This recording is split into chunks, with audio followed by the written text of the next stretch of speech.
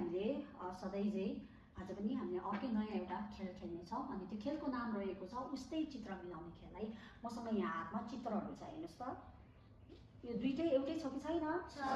हो, दुईटै एउटै छ कि छैन? अब यसलाई चाहिँ म उल्टो पारेर यसरी यसरी राख्नु पर्यो। तपाईँहरूले चाहिँ के गर्नु, यो यस्तो उल्टो पारेर राख्दाखेरि चाहिँ तपाईँहरूले चाहिँ यस्तो गरेर हेर्नुहोस्, मिलेन भने फेरि फर्काउने। अब यस्तो गरेर हेर्दाखेरि चाहिँ दुईटै सेम भयो भने चाहिँ तपाईँले राख्ने है। हुन्छ, बुझ्नुभयो?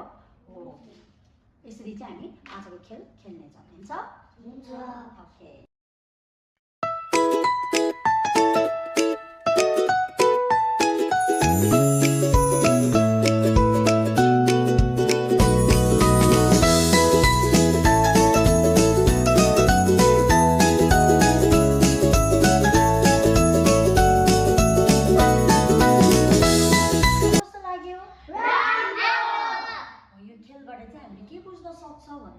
हाम्रो स्मरण शक्ति र ध्यान बढाउनु साथसाथै चाहिँ सानो कुराले पनि ठुलो काम गर्न सक्छ भनेर यो खेलबाट चाहिँ हामीले बुझ्न सक्छ। बुझ्नुभयो?